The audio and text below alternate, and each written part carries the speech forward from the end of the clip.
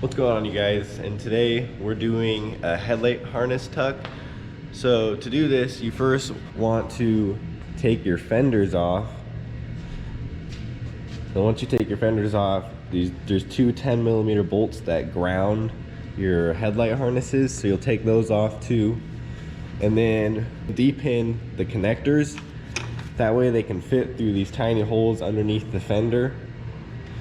So yeah, that's what we're gonna do. I'm gonna do the right side first and then the left side, or driver's side, passenger side. So yeah, I'm gonna go take the fender off. Let's do it. I should add that one of the hardest parts of taking this fender off is that you gotta open the door, and I believe there's one bolt right around this area and one bolt around this area. See, you can definitely see the one right here, or at least I can. I want to say there's another one underneath the side skirt, but I can't quite remember. So we'll see.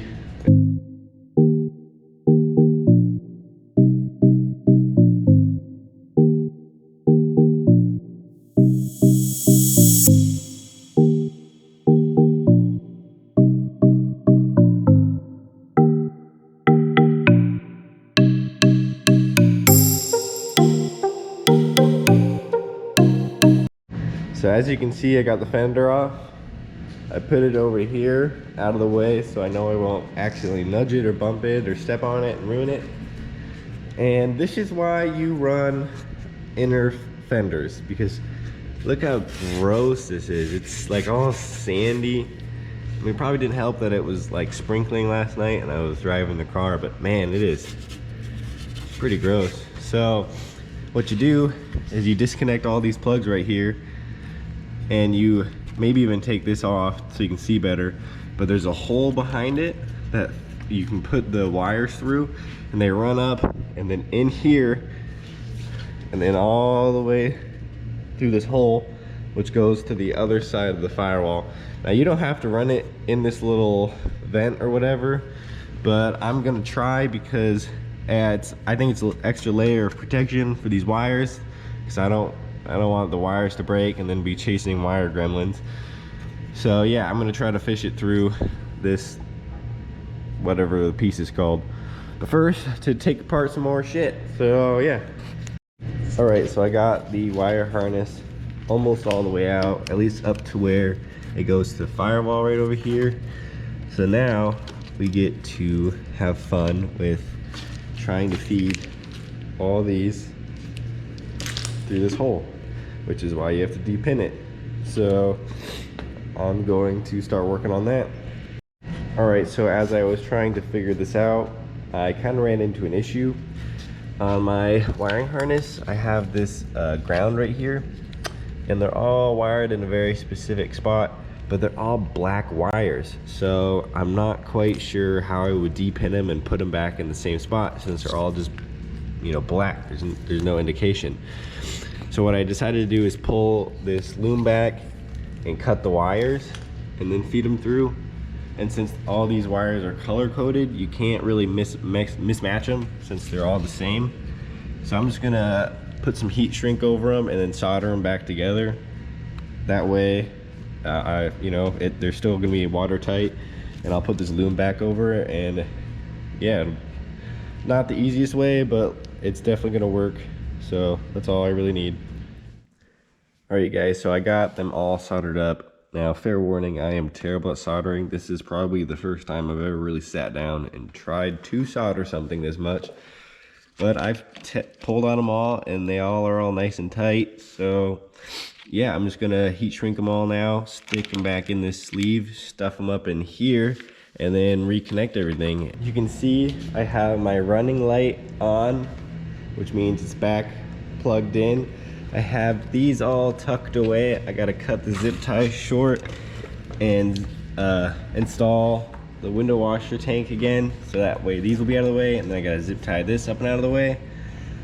But we're gonna first test to make sure the light turns on and the blinker works, because no point in buttoning it all up unless it works. So the ignition's on, lights are on, the light is on. So let's check about these blinkers. Actually, All right, so the lights are on. How about the blinker? The blinker does in fact work.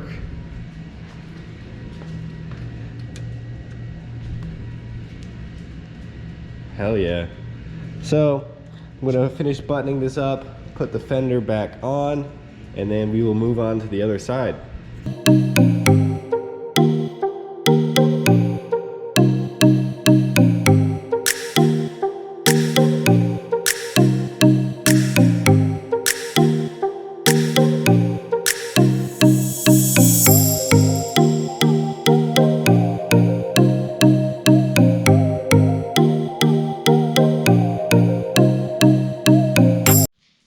Alright, so I decided not to put this back in. I literally never ever use it. So what's the point of it cluttering that space up and having those lines run up?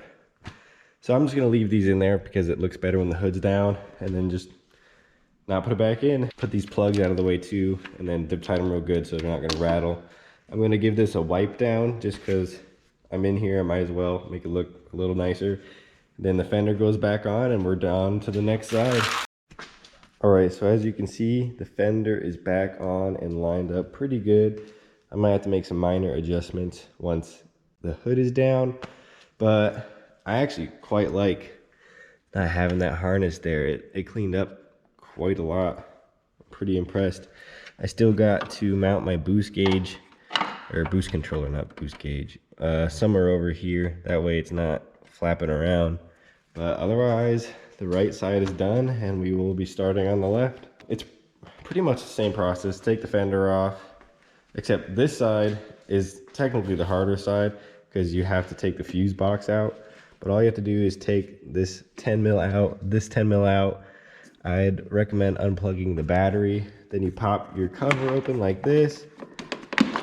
And then you take these two screws out, and then the whole fuse box kind of pulls up a little bit, and there's 4 or 5 clips underneath it. You unplug them all, and then you kind of just do the same thing. Take your harness out, thread it through the hole here, put it through a hole over here, and then it's tucked. So I'm gonna go ahead and get started on that.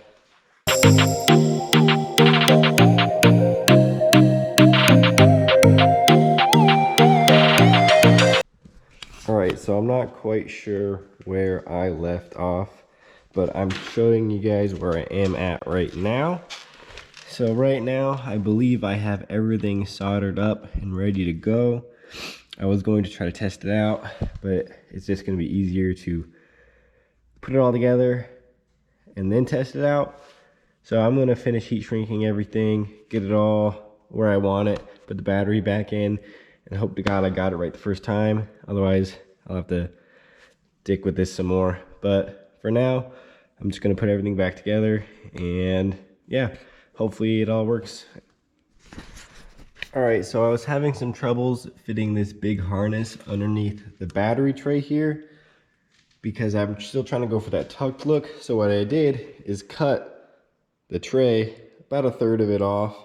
That way the wiring harness can skate along this inner edge right here and then up and out, and there's nothing in the way blocking it.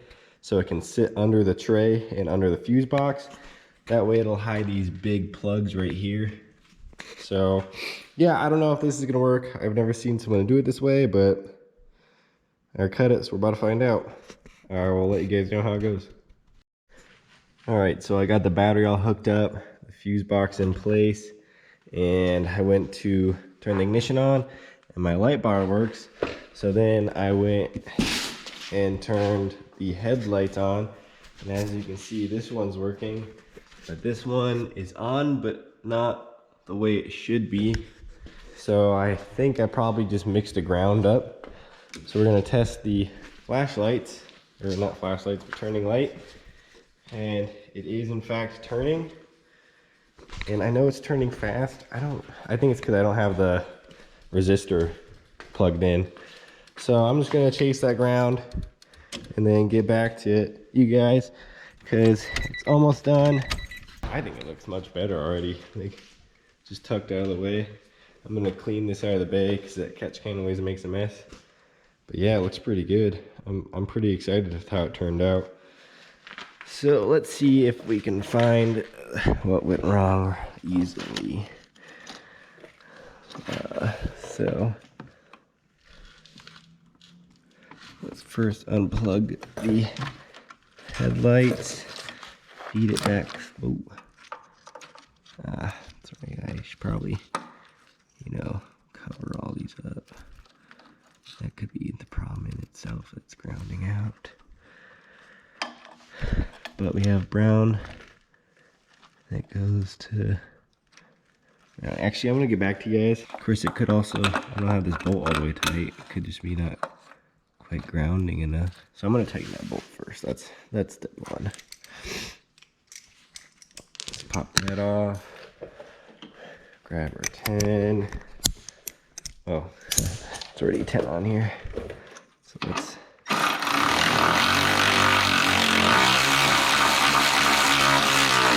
Alright, that's nice and tight. Got all these spaced out, not touching each other. Plug this back in, and now the light is on. Sweet. So I just didn't have the threads in, so it wasn't grounding enough. So now I'm gonna go ahead, heat shrink all the stuff and electrical tape it, make it look pretty, and then I can put the fender back on, and it's done. Another thing I need to do today is fix one wire that goes to the ECU. My ELD wire snapped, which is electric load detector. Basically, it detects if you have your AC or anything on that would change the voltage for your alternator while driving the car. And while you can turn that off in S300, I'm just going to go ahead and fix it now because I plan to put AC back in this car. So it needs to be fixed. Another thing is the ignition. Like where the key turns, it has different electrical patches, and that's how the car knows like if it's in ignition mode or accessory mode. Well, I think maybe some of my connections are worn out or broke because when I'm driving the car, it drives really good, no problems, but I do a pull and like I get to 6,000 RPMs and the engine literally just turns off. All the lights on the dash are on, no check engine light. The headlights stay on, everything stays on, the engine just turns off. I flip the key to accessory mode back into ignition mode and it turns right on like it never even happened. So I definitely have some type of wiring issue that I need to fix. I'm really hoping it's like I said, the patches on the key ignition coil, but I won't know until I dig into it. But for now, I'm just gonna finish up this, and then I actually need to run and go help a buddy helicoil his manifold studs on his GSR engine. Alright you guys, so I finished up and put the fender and bumper back on, and I gotta say it looks a whole lot better. The fenders look the same, duh, but man, it just really cleans up the sides of your bay. I'm really digging it. I'm glad I did it. It actually was pretty straightforward. If you guys do the depinning method, it's a lot easier than cutting and soldering, but I just didn't want to depin them all because that ground, they were all black and I didn't know if they all needed to be back in the same spot. So I decided to cut it and I was able to get it to work. It just takes a little more time and patience, but yeah. So now I'm going to give her a bath and probably just enjoy it. I gonna fix the one wire as well, and I don't know if I'll have time to mess with the ignition coil right now, but if I do, then great. If not, oh well. But man, I am really liking this. Wow. Now I just need to power wash the engine bay to get rid of all this little dirt, and dude, it's gonna look so good. One thing, when you wash your engine bay, this is probably pretty straightforward, but try not to get your coil and plug system as wet as possible. Try not to get your dizzy as wet as possible. Try not to get your fuse box pretty wet, although these are pretty sealed from factory. They do a good job. Just, just stay away from the electronics, but otherwise, have at it. Dang, it looks so good. All right, so I got her all washed up. Looks pretty good. So I got the tuck done. I wanted to get the ignition thing taken care of, but I kind of ran out of time. I also was going to change the oil pan gasket out, or at least re-RTV it, because I have one of those reusable ones. So I went out and bought a ton of oil and stuff, but you're supposed to let the RTV seal for at least 3 or 4 hours before you want to like drive it or whatever. And I just don't want to wait that long, so I'm just going to change the oil pan gasket tomorrow morning when I'm not doing anything. That way the car can kind of just sit all day and seal up that gasket maker. So I think I'm probably going to end this video here. If you guys want to keep seeing more, don't forget to like, subscribe, and share it with friends. So peace.